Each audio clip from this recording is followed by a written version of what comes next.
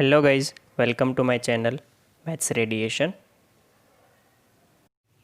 Hello students, आज की video में हम देखने वाले हैं कि ट्रिग्नोमेट्रिक इक्वेशंस जो होते हैं वो कैसे सॉल्व किए जाते हैं। मैंने आगे के वीडियो में इसके सॉल्यूशन के बारे में डिस्कस किया था, जिसमें हमने थोड़ी चीज़ें जो है वो याद रखी थी। जैसे कि हम यहाँ पे फटाफट उसको रिवाइज़ कर लेते हैं कि वो क्या क्या चीज़ें थी।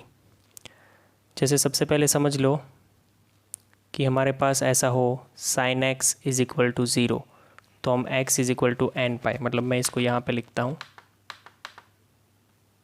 इसका मतलब हो जाता है x is equal to n pi. ठीक है, अगर हमारे पास cos x is equal to zero है तो तब हम x क्या लिखते हैं, 2n+1 π/2। अगर tan x is equal to zero है तब हम x इज़ इक्वल टू लिखते हैं n पाई। ठीक है, हर बार आपको पता है कि n बिलोंग्स टू z रहता है। तो ये चीज़ें क्या है कि हमने इक्वेशंस, ट्रिग्नोमेट्रिक इक्वेशन सॉल्व करके जब यहाँ पे पहुँचते तो x की वैल्यू, एंगल की वैल्यू क्या होती है वो हमने याद रखा। अगर कभी मान लो कि ऐसा ना मिले, हमें ऐसा मिल जाए sin x is equal to sin y मिल जाए, तो आपको याद रखना है कि x इज़ इक्वल टू में n पाई प्लस -1 की पावर n इंटू वाई। अगर cos x is equal to cos y मिल जाए तो आप क्या याद रखोगे, x is equal to 2n pi plus minus Y.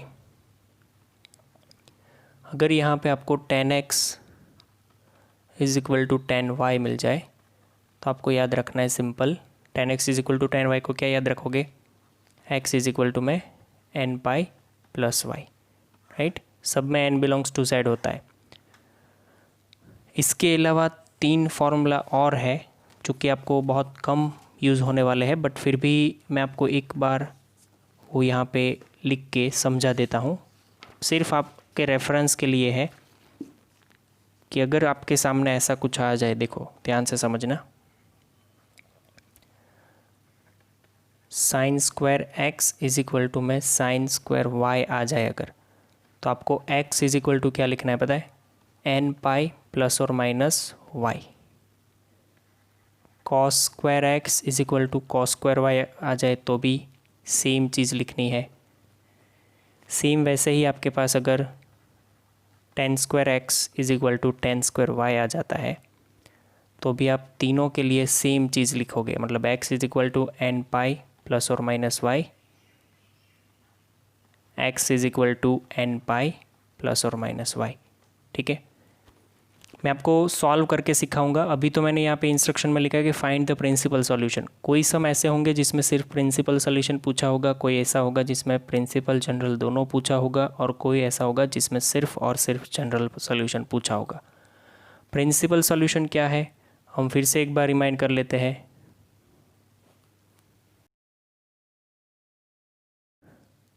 तो प्रिंसिपल सॉल्यूशन क्या है वो हम देख लेते हैं। प्रिंसिपल सॉल्यूशन मैंने जैसे बताया था वैसे कि जब भी आपका जो सॉल्यूशन है उसका जो x है वो 0 less than x less than 2 पाई, मतलब कि 0 से 2 पाई के बीच में रहता है, तब इसको हम प्रिंसिपल सॉल्यूशन बोलते हैं।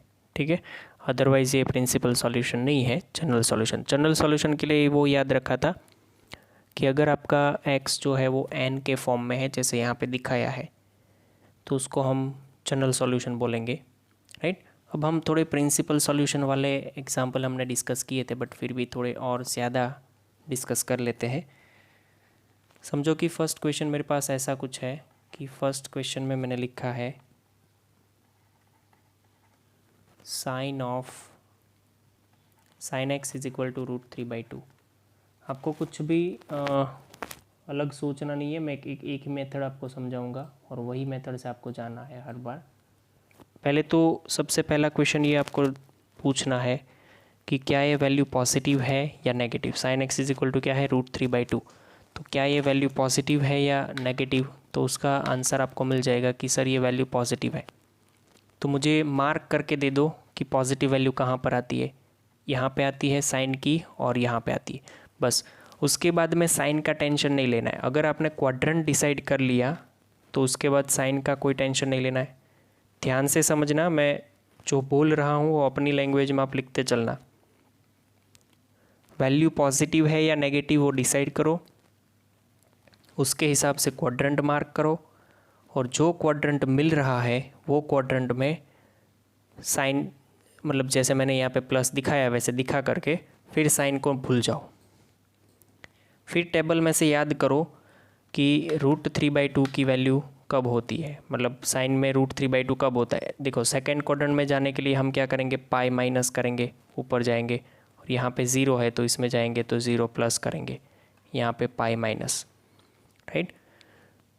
तो मुझे पता है कि √3/2 मतलब साइन में √3/2 कब होता है, जब साइन π/3 हो तब। तो ये एंगल जो π/3 मिल रहा है उसको आपको यहाँ पे हर दोनों जगह पे रख देना है, ठीक है। मतलब कि इसको लिखना कैसे है कि x इज इक्वल टू, पहला क्या लिखेंगे, पाई माइनस, सॉरी पहला वो फर्स्ट क्वाड्रेंट वाला होता है, तो 0 + π/3 and x is equal to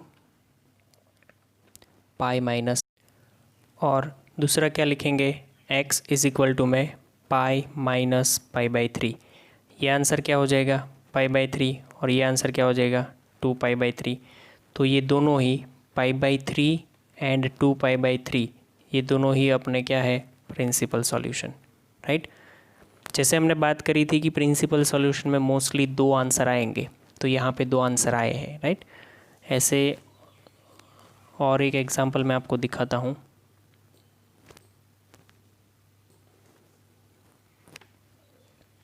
मान लो कि ये सेकेंड एग्जांपल मैं यहाँ पे जो लिख रहा हूँ वो कि कुछ ऐसा है, 10x इज इक्वल टू -1। जैसे हमने बोला था वैसे कि पहले पॉजिटिव है या नेगेटिव, तो ये 10x नेगेटिव है, तो पहले नेगेटिव कहाँ है वो मार्क कर दो। एक तो यहाँ पे है और दूसरा मेरे हिसाब से यहाँ पे second quadrant and fourth quadrant. आप सब जानते हो कि सेकेंड क्वाड्रेंट में जाना है तो पाई माइनस करना पड़ेगा, और फोर्थ में आना है तो 2π माइनस करना पड़ेगा, राइट। अब मैं साइन भूल जाऊंगा बिकॉज मैंने क्वाड्रेंट वही सिलेक्ट किए हैं कि जहाँ पे मेरे ये साइन जो है वो नेगेटिव हो, ठीक है। तो अब कोई टेंशन नहीं है क्वाड्रेंट का, तो उसके हिसाब से हम अगर यहाँ पे सिलेक्ट करें तो देखो 10x इज इक्वल टू जो भी है, ये साइन भूल जाओ तो वैल्यू क्या है 1। 10 में 1 कब होता है, 10 में कौन सा एंगल 1 देता है, 10π/4 इज इक्वल टू 1, मतलब ये जो एंगल है वो आपको सोचना था। तो π/4 दोनों जगह से माइनस कर सकते हो, पाई माइनस π/4 और ये 2π माइनस π/4, मतलब कि यहाँ से आगे का स्टेप ये हो जाएगा कि x इज इक्वल टू पहले सेकेंड क्वाड्रेंट आता है फिर फोर्थ, तो पाई माइनस π/4 एंड उसके बाद x is equal to 2π minus π/4। ये हो जाएगा 4π माइनस पाई मतलब कि 3π/4, और ये हो जाएगा 8π माइनस पाई मतलब 7π/4, ठीक है। तो ये दोनों क्या हो गए उसके जनरल सॉल्यूशन। आपको यही मेथड फॉलो करनी है और कोई नहीं, राइट। इसमें जो भी समझाया है वही आपको फॉलो करना है। चलिए तो नेक्स्ट क्वेश्चन देखते हैं। नेक्स्ट क्वेश्चन हमारे पास है, मान लो कि क्वेश्चन कुछ ऐसा दिया है आपको, third question, √3 sec x + 2 is equal to 0। तो क्या मैं इसको ऐसे लिख सकता हूँ, √3 sec x is equal to -2। तो sec x is equal to क्या हो जाएगा, -2/√3। अब हम जानते हैं कि sec में बात नहीं करनी है आपको बात करनी है cos में, राइट।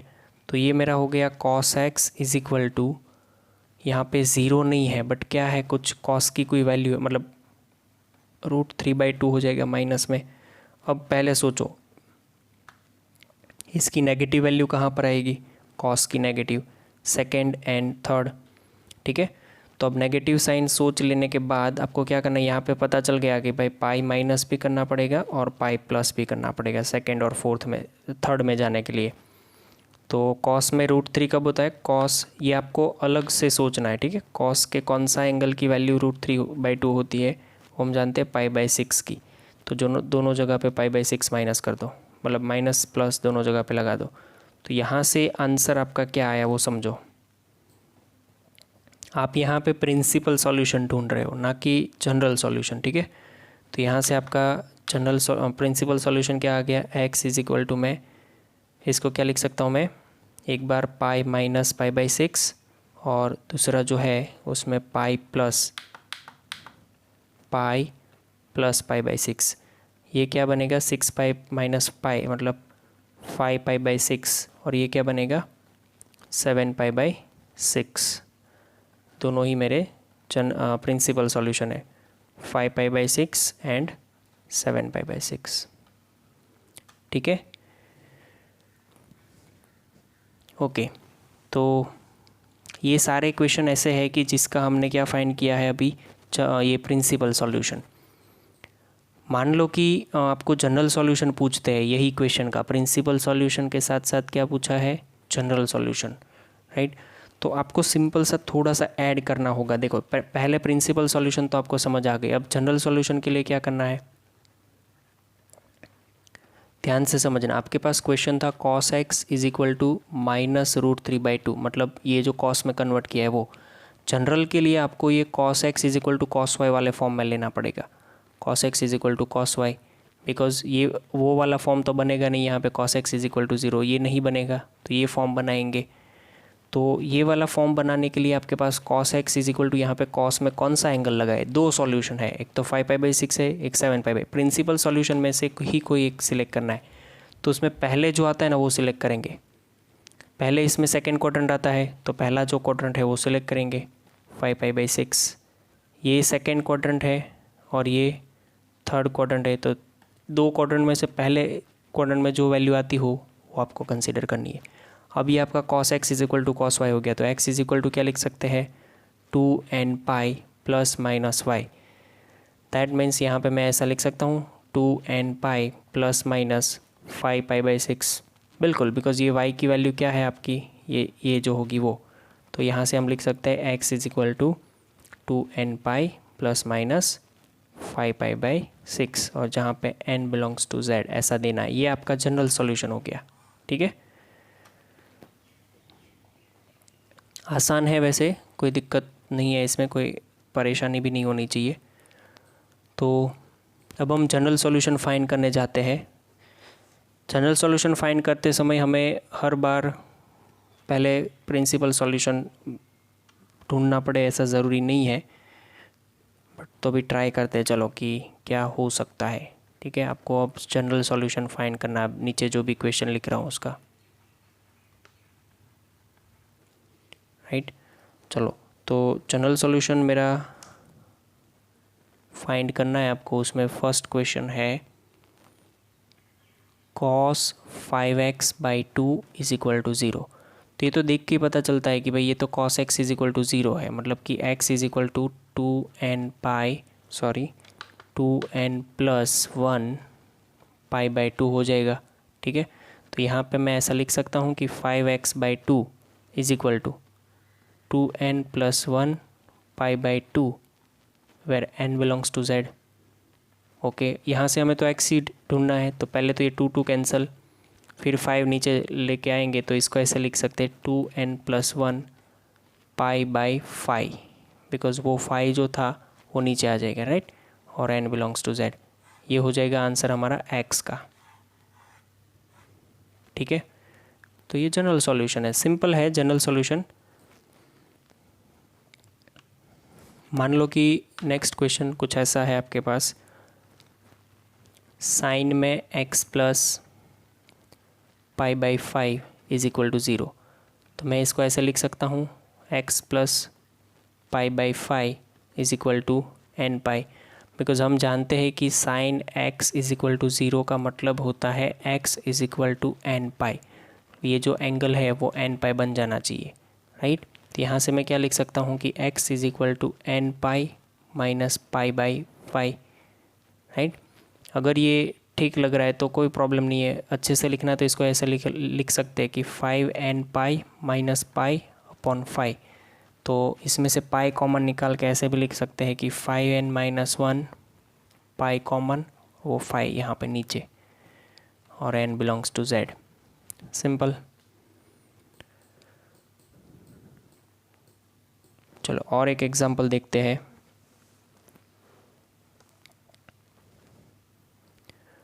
मानो कि थर्ड नंबर का क्वेश्चन मैं यहाँ पे लिख रहा हूँ, 10 में 3x प्लस पाई बाई 6 का फॉर्मूला है इज इक्वल टू 0 लिखा है। तो आपको पता है कि 10x इज इक्वल टू 0 हो तो उसका general solution x is equal to n pi होता है। तो यहाँ पे x की जगह पे जो पूरा फॉर्मूला है, मतलब पूरा जो चीज़ है वो पूरा एंगल होता है, ठीक है, ये पूरा एंगल है, तो वो angle is equal to n pi हो जाएगा। दैट मीन्स यहाँ से 3x इज इक्वल टू क्या हो जाएगा, n pi minus pi by 6। That means ये 3 नीचे जाएगा तो x इज इक्वल टू दोनों के नीचे लिख दो, n pi by 3 minus pi by 18। ये आपका जनरल सॉल्यूशन हो गया, n बिलोंग्स टू z। ठीक है, थोड़ा सा आप देखो, मैं थोड़ा थोड़ा चेंज करके आगे बढ़ रहा हूँ, आप समझना अभी पूरा क्वेश्चन और उसकी पैटर्न। हर बार ये सारे क्वेश्चन ऐसे लिए जिसमें हमने सामने ज़ीरो था हमारा, राइट। अब ऐसे क्वेश्चन ले रहे कि जिसमें सामने ज़ीरो ना हो। फोर्थ या फिफ्थ जो भी क्वेश्चन है, तो फोर्थ क्वेश्चन में यहाँ पे लिख रहा हूँ, समझना। चलो कि cos x is equal to 1। तो पहले तो ये सोच लो कि cos x 1 कहाँ पर होगा, पॉजिटिव, मतलब पहली बार 1 जहाँ पे होता है वो ही देखना है आपको, पॉजिटिव हो या नेगेटिव। तो cos x 1 तो आपको पता है कि सबसे पहले cos x 1 होता है cos 0 पे। तो यहाँ पे मैं ऐसे लिख सकता हूँ कि cos x is equal to cos 0, बिल्कुल। तो फिर तो ये क्या हो गया कि cos x is equal to cos y वाली फॉर्म हो गई, जहाँ पे आप x इज इक्वल टू क्या लिख सकते हो, 2n pi plus minus y। मतलब कि यहाँ पे x इज इक्वल टू क्या हो गया, 2n पाई प्लस और माइनस 0। दैट मीन्स ये हो गया 2n पाई। तो x की वैल्यू क्या मिली आपको, 2n पाई, ठीक है। और यहाँ पे आपको कंपलसरी लिखना पड़ेगा n belongs to z, n belongs to z। Fifth number का क्वेश्चन देखना, सारी ही अलग अलग टाइप की फार्मूलाज, सारी ही अलग अलग टाइप की वैरायटी जो क्वेश्चंस में होती है सब डिस्कस करेंगे, तो आपके सारे क्वेश्चन सॉल्व हो जाएंगे, जो भी आपको नहीं समझ में आया वो सारा। देखो सबसे पहले मैं लिख रहा हूँ यहाँ पे, let's say sec x is equal to √2, ठीक है। तो इसको हम क्या लिखेंगे, cos x लिखेंगे, बिकॉज हमें sec का तो कोई फॉर्मूला पता नहीं है। तो cos x is equal to 1/√2 लिख सकता हूँ मैं, बिल्कुल। अब cos x is equal to 1/√2 जो है वो आपको पहले देखना है कि cos x पॉजिटिव कहाँ होता है, एक तो first quadrant and then fourth quadrant. तो आपको पहले फर्स्ट क्वाड्रेंट में देखना है, तो फर्स्ट क्वाड्रेंट में कहाँ पॉजिटिव होता है वो। अगर साइन में भूल जाऊँ तो मुझे पता है कि भाई π/4 पे होता है, ठीक है। फिर यहाँ से 0 प्लस करेंगे तो क्या हो जाएगा, 0 प्लस π/4, राइट। मतलब मैं यहाँ पे ऐसा लिखूँ कि cos x is equal to cos π/4। तो cos π/4 की वैल्यू 1/√2 होती है। अब ये cos x is equal to cos y हो गया, तो इसको x इज इक्वल टू क्या लिख सकते हैं, 2n pi plus minus y की जगह पे π/4। ये मेरा आंसर है, n belongs to z, right. हर बार मैं ये मेंशन नहीं करूँगा, आपको समझ आना चाहिए कि cos x is equal to cos y की फॉर्म हो गई, देखो ये दोनों, ठीक है। तो जिसके इक्वल हम क्या, ये क्यों ऐसा करना पड़ा, because cos x is equal to 0 वाली फॉर्म नहीं है। आप एक चीज़ दिमाग में डाल दो, या तो cos x is equal to 0 वाली फॉर्म बनेगी, या फिर cos x is equal to cos y वाली फॉर्म बनेगी। मतलब तीनों में, साइन में और टेन में भी सेम ऐसा। चलो नेक्स्ट क्वेश्चन देखते हैं, that is sec 3x is equal to -2। सबसे पहले याद दिला दूँ कि ये एंगल में 3 है, तो इसको नीचे नहीं ले जा सकते, राइट। पहले यहाँ पे कुछ होता तो नीचे ले जा सकते थे, तो इसको तो सिंपल हम कन्वर्ट करेंगे cos 3x में, दैट इज़ -1/2। अब सोचो यहाँ पे कि कब ये -1/2 जो है वो कब होगा, नेगेटिव कब होगा cos, यहाँ पे सेकेंड क्वाड्रेंट पे, थर्ड क्वाड्रेंट में। तो पहले कौन आएगा, सेकेंड क्वाड्रेंट में 1/2। अब साइन के हिसाब से क्वाड्रेंट तो डाल दिया है, अब आपको सिर्फ वैल्यू देखनी है कि 1/2 कब होता है। तो cos के टेबल में 1/2 कब होता है, याद करो, cos के टेबल में 1/2 होता है ओनली π/3 पे, ठीक है। तो आपको सिंपल करना है कि भाई सेकेंड क्वाड्रेंट में π/3 जाना है मुझे, तो ये पाई है, पाई माइनस जाओगे तभी बन पाओगे, पाई/3, मतलब यहाँ पे मैं ऐसे लिखूँगा cos 3x is equal to cos में पाई माइनस पाई/3। पहली बार जहाँ पे होता है वहाँ पे, सेकेंड क्वाड्रेंट और थर्ड क्वाड्रेंट दोनों आए, दोनों में से पहली बार नेगेटिव होता है वो सेकेंड में, राइट। सेम ऐसे यहाँ पे मैंमैंने वही किया है, बट शॉर्ट में लिखा था ताकि आपको शायद नहीं समझ। देखो यहाँ पे पहली बार कहाँ, फर्स्ट क्वाड्रेंट में, तो इसको मैं ऐसे भी लिख सकता हूँ cos 0 + पाई/4, तो 0 + पाई/4 पाई/4 ही होता है, इसलिए मैंने सीधा लिखा है। तो इसी तरह से हमारा ये आंसर ऐसा हो गया कि भाई cos 3x is equal to cos 2 पाई/3। अब ये again cos x is equal to cos y वाली फॉर्म हुई, बट यहाँ पे एंगल 3x है, तो 3x is equal to 2n pi plus minus y की जगह पे 2 पाई/3। x चाहिए तो अब ये 3 नीचे जाएगा बिकॉज अब cos नहीं है, राइट। तो ये 2n पाई/3 प्लस 2 पाई/9, ठीक है, n बिलोंग्स टू z। ये कहाँ से आया, cos x is equal to cos y की फॉर्मूला क्या होती है, x इज इक्वल टू, देखो हर बार मैं यहाँ पे फिर भी मेंशन कर देता हूँ कि cos x is equal to cos y, that means x is equal to 2n pi plus y plus और माइनस y। यहाँ पे जो एंगल होता है उसकी वैल्यू यहाँ होती है, तो यहाँ पे हमारा एंगल 3x था तो मैंने 3x लिखा, यहाँ पे y है तो ये y हो जाता है जो हमें यहाँ पे प्लस करना होता है, ठीक है। चलिए नेक्स्ट क्वेश्चन देखते हैं। मान लो कि आपके पास क्वेश्चन कुछ ऐसा है, tan 2x/3, देखो ये पूरा एंगल है, ठीक है, इज इक्वल टू में √3 है, ठीक है। तो कोई परेशानी नहीं है हमें, पहले तो आपको यही देखना है कि पॉजिटिव कहाँ, पहला पॉजिटिव यहाँ पे, बाद में यहाँ पे, तो आपको फर्स्ट क्वाड्रेंट वाला पॉजिटिव चाहिए, मतलब 0 में ऐड करेंगे। √3 कब होता है वो ऐड करना है, √3 कब होता है, 10 का टेबल √3 होता है पाई/3 पे, ठीक है। तो मैं 0 में प्लस क्या करूँगा, पाई/3, मतलब मैं इसको ऐसे लिखूँ तो भी कोई तकलीफ़ नहीं होनी चाहिए कि 2x/3, ये पहली बार √3 होता है 10, 0 + पाई/3, मतलब कि 10 2x/3 इज इक्वल टू 10 पाई/3। तो ये क्या बना, 10x is equal to 10y हो गया, जिसको मैं x इज इक्वल टू क्या लिख सकता हूँ, n पाई प्लस y, ठीक है। तो यहाँ से हमारा ये जो एंगल है वो लिखना पड़ेगा, 2x/3 is equal to n pi plus ये मेरा y हो जाएगा पाई/3। आपको तो x ढूंढना है तो बाकी की चीज़ें यहाँ पे मूव कर दो। हाँ, यहाँ पे ये गलती नहीं करनी, ये दोनों 3 नहीं कट होंगे बिकॉज़ ये पूरे डिनोमिनेटर में नहीं है, सिर्फ पाई के नीचे है, n पाई के नीचे नहीं है वो, राइट। तो दैट्स वाई हम क्या करेंगे, सिंपल कि पहले 2x रखो, 3 इधर ले लो, पूरे को मल्टीप्लाई होगा तो 3n पाई प्लस 3 पाई/3, मतलब दोनों को मैंने मल्टीप्लाई किया, ये 3 तो कट हो जाएगा, तो 2x is equal to 2n pi plus pi, 2x is equal to मैं ऐसा लिख सकता हूँ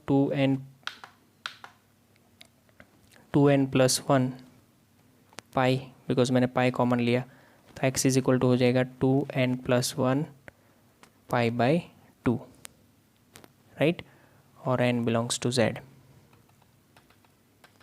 ये जो भी डिस्कशन किया हमने वो सारा का सारा जनरल सॉल्यूशन का है, हर जगह पे मैंने जनरल सॉल्यूशन ही फाइंड किया है, ठीक है।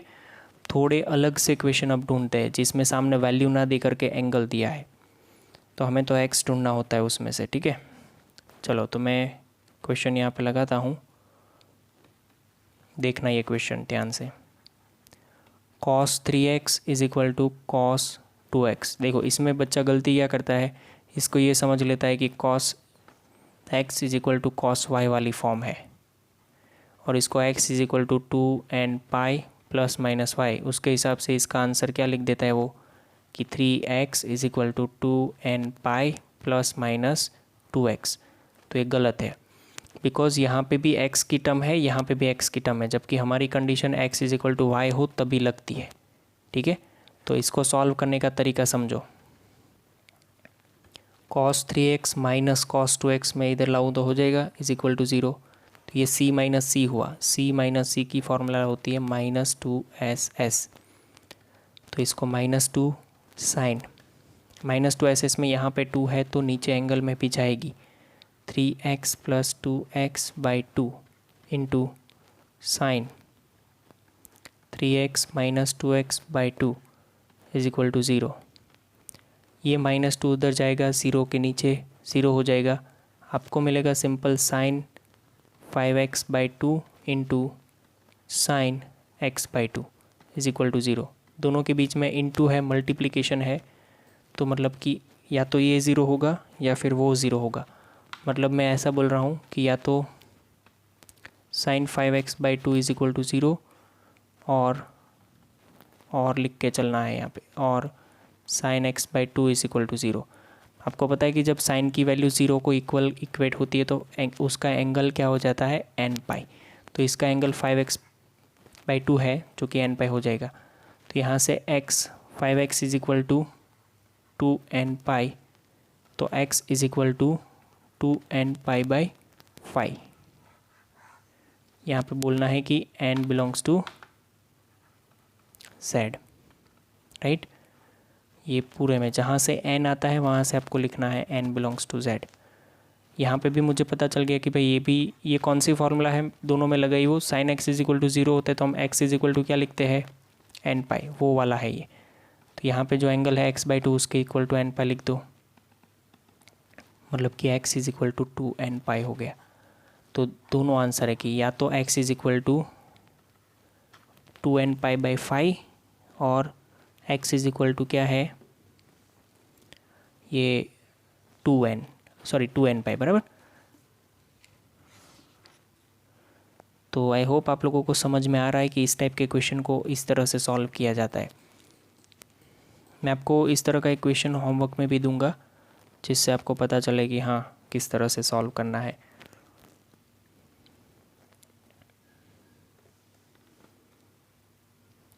चलो एक और क्वेश्चन देखते हैं।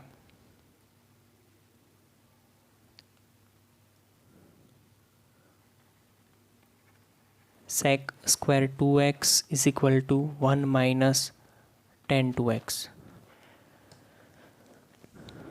सारा आंसर या तो साइन कॉस और tan में लाना पड़ेगा। यहाँ पे सामने sec है, उसका कुछ नहीं हो सकता है, तो आपको पहले वो tan का कुछ करना पड़े, मतलब वो sec का कुछ करना पड़ेगा। तो ये sec का फॉर्मूला मैं यहाँ पे ये लगा सकता हूँ कि 1 plus tan square 2x is equal to 1 minus tan 2x, right. ये क्या किया मैंने, आपको ये सिंपल सी आइडेंटिटी पता होनी चाहिए कि sec square x is equal to 1 plus tan square x होता है। तो वही फॉर्मूला मैंने 2x में लिखा है, सिर्फ एंगल दोनों जगह पे सेम होना चाहिए। यहाँ पे 2x है तो यहाँ पे भी 2x, मतलब सेम किया मैंने। अब इसको मैं ऐसे लिख सकता हूँ कि tan square 2x as it is ये वाला, फिर इसको इधर लेके आएंगे तो प्लस tan 2x सॉरी, और फिर ये 1 और ये 1 कट हो जाएगा इज इक्वल टू 0। तो यहाँ से आप एक tan 2x कॉमन निकाल सकते हो और एक tan 2x is equal plus 1 बचेगा आपके पास। कॉमन निकाला मैंने, देख लो एक जगह पे स्क्वायर है तो 2 ब्रैकेट हुए वापस से। तो वापस से आप वही फंडा लगा सकते हो कि भाई या तो tan 2x ये जो पहला है उसके इक्वल 0 हो सकता है, या और tan 2x इज इक्वल मतलब प्लस 1 इज इक्वल टू 0 हो सकता है। तो इसके इक्वल 0 होने से 2x is equal to n pi हो जाएगा, बिकॉज वी नो दैट कि when tan x is equal to 0 that means x is equal to n pi, right. और यहाँ से क्या लिख सकते हैं, tan 2x is equal to -1। पहले इसको सॉल्व कर लेते हैं। तो x इज इक्वल टू क्या हो जाएगा, सिंपल n पाई/2। ये तो बहुत इजीली सॉल्व हो गया। यहाँ पे n बिलोंग्स टू z, यहाँ पे भी n बिलोंग्स टू z। अब मेरी बात समझना ध्यान से, tan 2x is equal to -1 है अगर, तो सोचो कि कब नेगेटिव होता है tan, पहली बार यहाँ पे, दूसरी बार यहाँ पे। हमें तो पहली बार होता है वो ही देखना है सेकेंड क्वाड्रेंट का, तो पाई माइनस में चाहोगे। अब +1 को मतलब -1 को कंसिडर ना करते हुए ये सोचते हैं कि मतलब साइन भूल जाके आप ये सोचो कि 1 कहाँ पर होता है। tan का टेबल 1 पाई/4 पर होता है, तो आप पाई माइनस पाई बाई 4 कर दो, मतलब सेकेंड क्वाड्रेंट आ जाएगा। ये सारा खेल मैं ये बोल रहा हूँ कि 10 to x is equal to -1 ना लिख के मैं ऐसा लिख सकता हूँ कि 10 पाई माइनस पाई बाई 4। तो इससे आपको ये पता चला कि 10 to x is equal to 10 3 pi by 4, मतलब कि ये तो ये हो गया सर कि 10x is equal to 10y, तो x is equal to y बन गया। मतलब कि 2x इज इक्वल टू, देखो ये x is equal to y को कैसे लिख सकते हैं, सॉरी पार्डन, ये मुझे यहाँ पे चेंज करना है। x इज इक्वल टू क्या बनाना पड़ेगा, n पाई प्लस वाई होता है, तो यहाँ पे भी मैं n पाई प्लस वाई की जगह पे 3 पाई बाई 4। अब x को सब्जेक्ट बनाओ तो ये n pi by 2 plus 3 pi by 8, क्योंकि वो 2 दोनों के डिनोमिनेटर में जाएगा, जहाँ पे n बिलोंग्स टू z हो जाएगा। ठीक है, तो आइदर दिस और this will be your answer, मतलब और करके दोनों आंसर आपको लिखने हैं, बराबर। आपके लिए होमवर्क में दे रहा हूँ मैं, खुद से ट्राई करो, जिसमें आपको जनरल सॉल्यूशन फाइंड करना सीखना है। पहला क्वेश्चन है cos x is equal to -1/2। मैंने जो जो भी डिस्कस किए हैं वही आपको उसी हिसाब से करना है। cosec x is equal to cosec 3x is equal to -2/√3। Third में क्या करना है,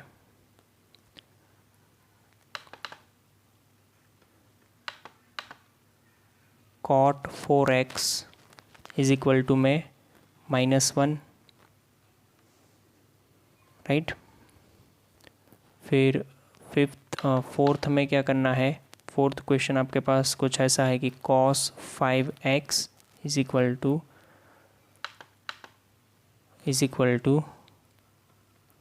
sin 3x।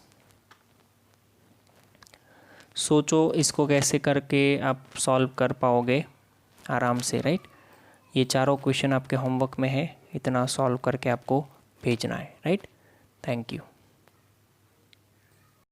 तो गाइज थैंक यू।